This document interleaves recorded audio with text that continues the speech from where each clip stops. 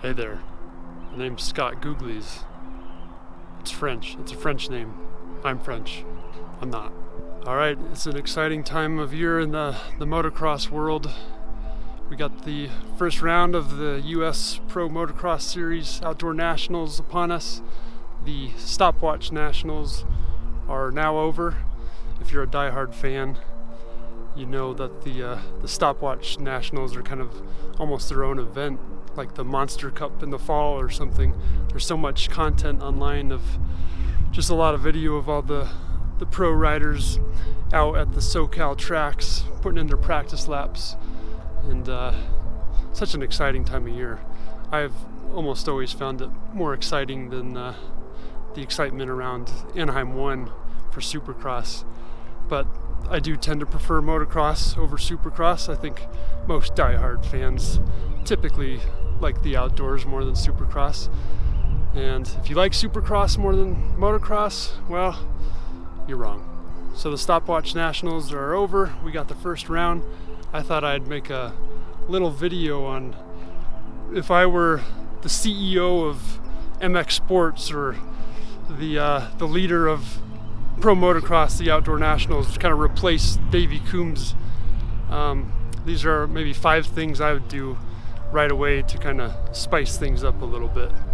Let's be honest, the outdoors don't need a lot of spicing up, but I think these changes could kind of maximize the sport and maybe make it a little more interesting. Some of them are experimental, but let's get into it.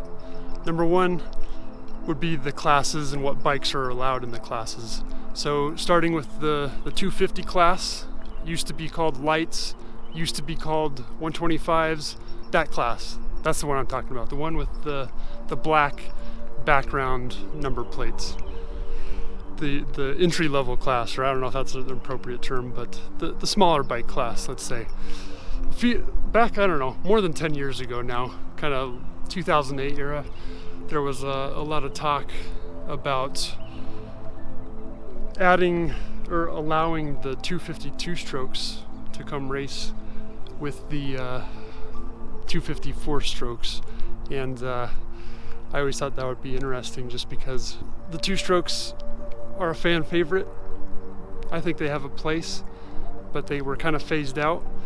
And back in the day, 2008 era, the 252 strokes were still probably a little bit faster than 254 strokes, but they're also harder to ride than a 254 stroke. You could be a little lazier on a 254 stroke.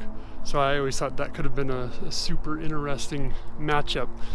Nowadays, it seems like the consensus is maybe that the 254 strokes are just as fast, if not faster, than 252 strokes ever were.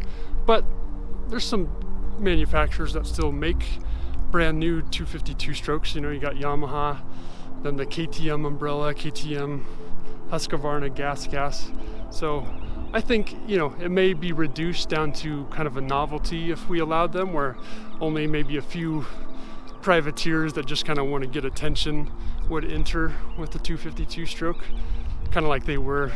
I mean, even a few years ago, there was a few guys that were riding 125s just to kind of please the crowd and gain attention for themselves and stuff. But still, I think it would be kind of a cool change. All right, moving on to the big class, the 450s, the premier class. I wouldn't make this change in Supercross, but for outdoors, I mean, come on, it's the outdoors. It's all about being outside, open spaces. It's called the great outdoors for a reason. And I would say premier class, let's open things up quite literally, you know, have some rules around size of bike. You know, I don't want super minis in there. That would maybe be a little too ridiculous, but kind of put some rules around keep rules around wheel size and that kind of thing. It has to still be a dirt bike, but it's not just 450s now. If a guy wants to, I mean, let's open the thing up for a couple years as an experiment. I say it's the premier class. Again, don't do this in Supercross, but in motocross, I say we let a guy try to make a name for himself and qualify on a 125 2-stroke We let the 252 strokes, we let a 254 stroke, we let the European riders come over on their works bikes, we let electric bikes qualify, Alta or something similar if manufacturers want to start going the route of electric. I say let electric bikes in, just open it up, see where that takes the sport in the outdoors only. Again, Supercross, I think it should still be probably limited, if not reduced down to 350s or 250s even should be the max, and probably that would probably be a good thing. But I think for outdoors, just for even 2 years, just experiment, see where the sport would go if you open it up and just let any size bike in terms of engine size and horsepower race out there. Some guy on a 500 two-stroke, bring those back. It would just be cool to see. I imagine a lot of the factory guys would stay on their 450s, but it would be cool to see what kind of pops up, if nothing else. Okay, change number 2. I think it's all about the schedule. The schedule, it's pretty good. Again, I like outdoors better than Supercross. I wouldn't change a lot, but in a lot of ways, I think it should be the 12 best tracks in the US or North America. I wouldn't necessarily be opposed to going to other countries or anything, but the schedule's pretty close to perfect, but I think there's a few tweaks. I like the 12 rounds. There's kind of a tradition with the 12 rounds, 24 motos. I think that's kind of cool to keep. You got Ricky Carmichael and James Stewart, the only 2 guys to ever get a perfect season, win all 24 motos. I think it's kind of cool to keep that tradition going, see can anyone else do it, and just kind of keep the history of it alive. But it needs to be the 12 best tracks. Now, of course, there's logistics, and you can't just have 12 dream tracks, and that's the only consideration. The guys have to get there. The semis and the factory rigs have to be able to pull up to the track and park, and ideally fans can also get there. It has to be kind of somewhat close to civilization, and have some parking for fans and stuff. So those are considerations, of course. And again, the schedule's pretty close to perfect, but I think a few tweaks. Number 1, I don't know the story. I'm sure some people do, but there's been drama between the owner of Glen Helen and Davey Coombs. I don't know exactly what. I don't know if the guy, one thing that I heard was maybe he was building crazy jumps like we've seen at Glen Helen, and I don't know if maybe Davey or whoever wasn't a fan of that. I'm sure there's more to it than that, just that. But they don't get along, and so we lost Glen Helen.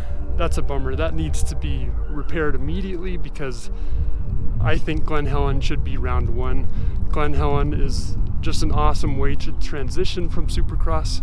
It's just so different. There's nothing like going from Supercross and the nice stadiums to getting sucker punched in the gut by a huge braking bump coming down Mount St. Helens at Glen Helen. Just the crazy hills and the SoCal environment. It's just, that's where the industry's based, so it's always cool to have around in SoCal.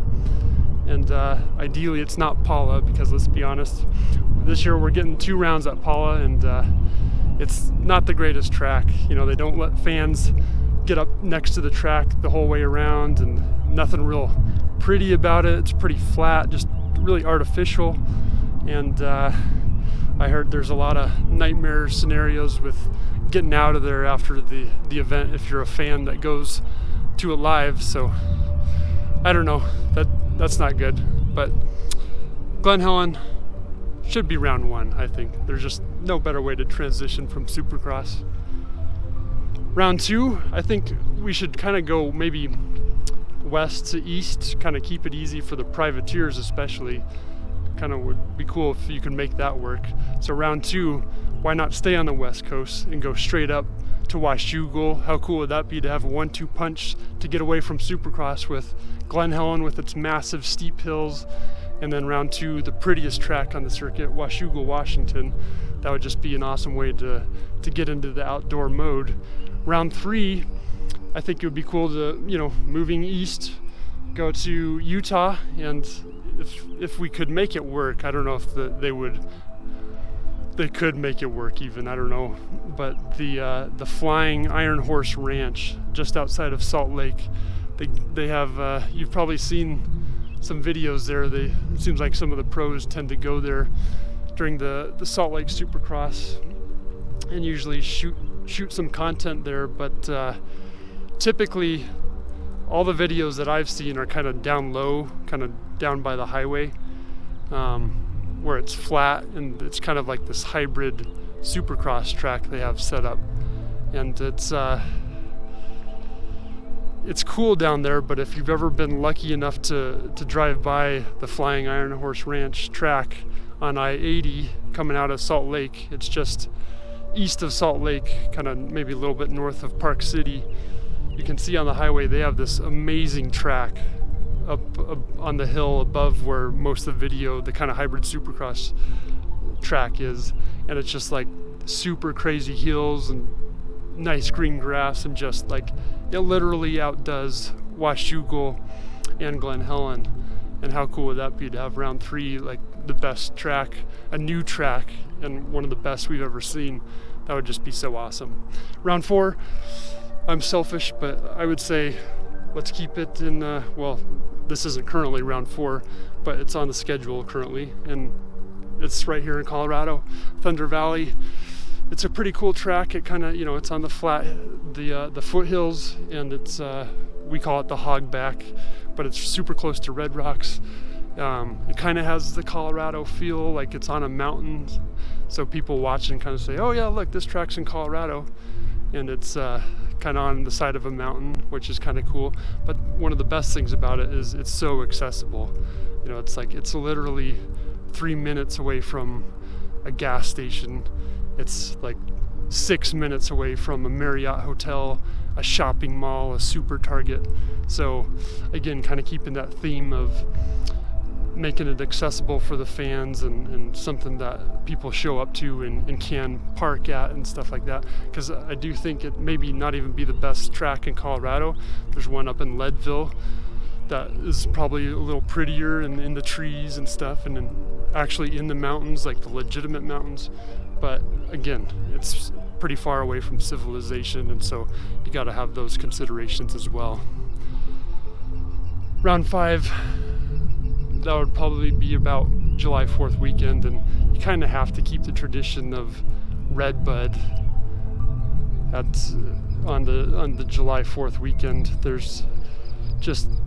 That's a tradition that can't be broken. You got to have Redbud on the calendar. So I don't know if there's anything that needs to be said more about Redbud other than Redbud. Round 6, I say kind of stay in the Midwest and maybe go up to Spring Creek. It's a cool track. There's another one super close to Spring Creek in Minnesota there, Millville, that possibly looks like it could be better. I don't know, it's hard to tell on Google Maps, but it's super close. But might as well keep Spring Creek with the Whoop Monster and the crazy steep hills and stuff. So that's a cool one. I say keep that for round 6. And then second half of the season, might as well start it off, stay in the Midwest, and go to Ironman in Indiana. That one's another one kind of like here in Thunder Valley, where it's like it's in the trees and kind of has a cool natural terrain and nature aspect to it, but it's also, it looks like it's 4 minutes away from a big Walmart and a bunch of hotels and stuff. So that's another ideal one for the teams and riders and fans. Round 8, I say we kind of go to the East Coast now, and you got to have Southwick, Massachusetts. We're lucky that one has remained on the calendar as long as it has, I think, because it looks like there's an elementary school, a middle school, and a high school like super close to Southwick. But you got to have a sand track on the calendar, and might as well keep Southwick. It's got a good tradition, good history. It's a cool track. You got to have a sand track. You just gotta. All right. What are we at to round 9? So round 9, I say go to Unadilla. You got to have Unadilla. That one, again, maybe has the most history of all of them. ideally they would kind of not plow it anymore like they used to and have the grass and have it get super rough. It's just kind of a cool tradition where the black dirt starts to show up through the dirt or through the grass getting torn up from the guys as the weekend progresses. But such a cool track, and again, a lot of history, so keep Unadilla on the calendar. It's a must. Okay, getting close to the end, round 10, I say High Point. Might as well, even though I've replaced Davey Coombs, might as well go to his track. High Point's a pretty cool track in the valley, the way they've built it out, especially lately. The track, if you look at it on Google Maps, it's just kind of a cool layout. So let's keep High Point. It's a good one. I think it can stay. Round 11, the penultimate round, Budds Creek, another must, so close to Washington, D.C., there in Maryland. It's another great one that has a lot of cool natural terrain aspects, you know, kind of with some muddy ponds at the bottom and a lot of trees and just cool hills. And it's just kind of a classic track that I think should remain on the calendar. And then finally, round 12, last round, I'd say possibly Florida. I don't know. It seems like Florida is just kind of where the party's at lately.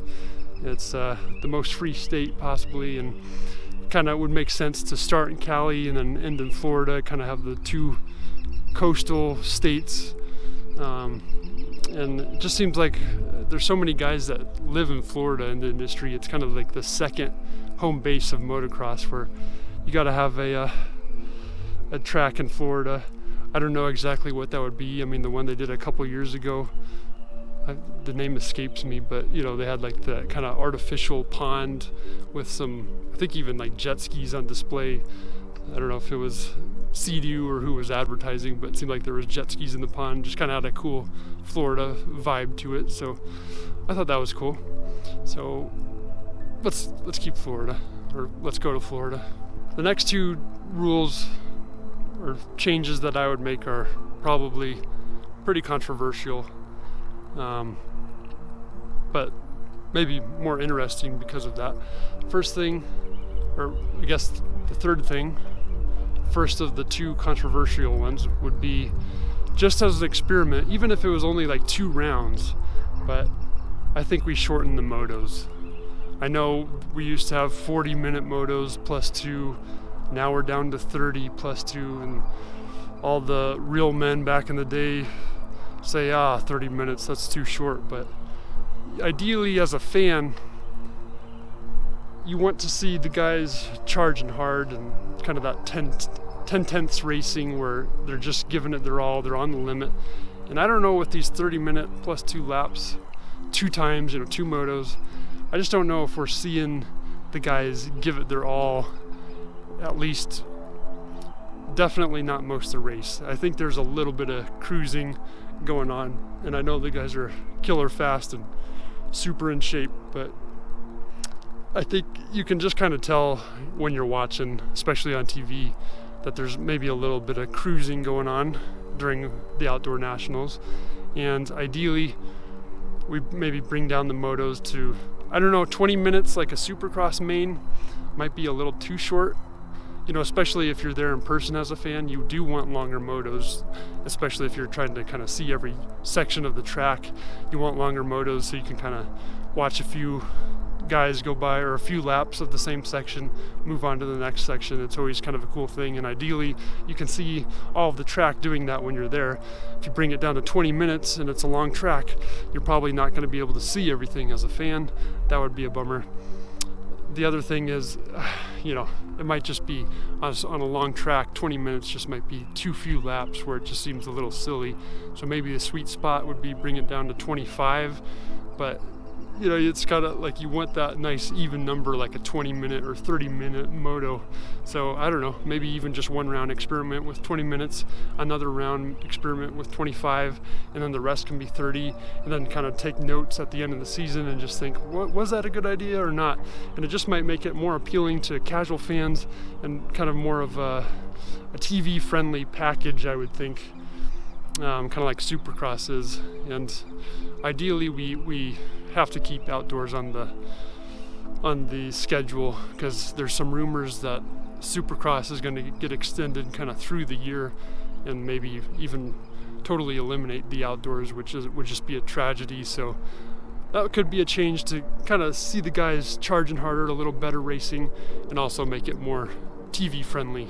All right, number 4, this might be the most controversial, but I say we do MotoGP style starts, staggered, 3 wide kind of a thing. I don't know how many racers would disagree with this, but to me, the whole starting gate, 40 guys all side by side funneling into a corner that's too tight, it's a little bit past that edge of like cool aggression or cool risk taking, and a little bit more along the lines of like the freestyle backflip Superman type risk taking, where it's like it's amazing and it's kind of cool to watch, but it's a little bit stupid. And that's not quite what motocross is. Motocross is a little bit more of the calculated risk, kind of like downhill skiing or rally racing, where you're pushing the edge and sometimes going over the edge, but it's all in a cool way, in a calculated way, where the starting line thing, if you're a rider and you've ever lined up on the gate, I mean, has there ever been any rider that's lined up on a gate and liked the idea of funneling into the little corner? I don't know. Maybe it's just me and a few others, but it seems like a kind of something that could change. And I know it would be super controversial, because I have to admit, even as a fan, showing up to the Nationals and seeing a motocross start with all the guys side by side and the gate drops and they all take off exactly at the same time, it's pretty special. It sounds awesome. It's something that you can show a casual fan and kind of introduce them to the sport that way in person. It's kind of a good way to kind of welcome them to the sport and show them something super impressive. But I don't know, as a rider, I would definitely prefer staggered starts, kind of MotoGP style. I know that would probably be kind of hard to figure out on some tracks. You know, is there a fair section of the track where you can have a staggered start like that, you know, because all the tracks are built to have the gate drop start, where somewhere like here at the local track at Lakewood, you do a staggered start and it's pretty steep uphill. It's just not really built for that, so you'd have to figure out where you could do that at each track. And then I don't know, it might take away from it, but I think it would be interesting. Like someone like Eli Tomac would benefit from that tremendously, I think, or he would have over the course of his career, since he's not been the greatest starter. But you know, he can qualify 6 or better always, right? And so you have a MotoGP style start where he's on the second row, and it's like he's always going to get there at that point. He's always going to win, and it might let the fastest guy always win, which in some ways is cool. Sometimes it's, you know, admittedly, it's cool to see them come through the pack and stuff, but I don't know, something to maybe even experiment with just that one round or something and see how it goes. And if it's a total failure, if it totally ruins the whole concept of motocross, then scratch it, obviously, but it might be something interesting to just kind of experiment with. Okay, and then finally, rule change number 5. This is the final one. It's a small change, but I think it's time to just spice up the tracks a little bit in terms of, you know, we had a few years ago, probably more than a decade now, when we had the Acheribis yellow track markers come into the sport, and it was kind of a cool change where, you know, it makes the track look just a little bit more professional. And I think we keep the yellow Acheribis track markers, but why not just go the little extra effort and paint the track with white lines, or, you know, it doesn't matter the color, but white's probably always going to be the best on dirt, and just kind of mark the track the whole way around, kind of paint it from each yellow plastic track marker, And you know, a lot of the corners, especially the outside of the corners, the guys are going to throw roost, and the white line is going to be gone almost immediately. So, and you know, it's not something that you're going to be able to really touch up the way they do like the whole shot line, because you know, to do the whole track is going to take a long time, so you can't touch it up between motos or something. It would just be too long, too much of an effort. But you know, start the weekend off even for the pictures beforehand, where the whole track's marked, kind of like in downhill skiing they do with the, usually I think it's blue lines, right? Maybe it's red sometimes, where they, you know, have the whole course marked up. And I think that would just be kind of cool to officially mark the track.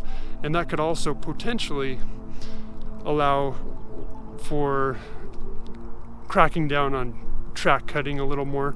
That's always been kind of a little bit of a gray area in motocross, where some guys are going inside the track markers, and it's kind of like, well, is that okay or not? Having a painted line the whole way around might help in some scenarios. So just might be something to kind of add that little bit of extra professionalism on the whole sport. And again, just for those pictures before the race in the morning, just might aerial shot of the track with the whole track marked with the white lines on the outsides, the track limits. That would just be something that might be kind of cool. All right, so those are my 5 changes to the Outdoor Pro Motocross Nationals. You guys might be pretty glad that I am not in charge, hearing all those ideas, but thought I'd share them. And again, Pro Motocross, it's pretty close to perfect, but I would just like to see some of those little changes, even if it was just for like a couple years, and then we could revert or change it up, you know, that kind of thing. If you like the ideas, give it a thumbs up down below. If you didn't like the ideas, also give it a thumbs up below. And we got the Nationals. It's going to be a good summer, hopefully. Looks like the guys are all super close, a lot of parity, so it's going to be fun, hopefully, for us fans. We'll see you guys in the next video, hopefully. Take care. Bye.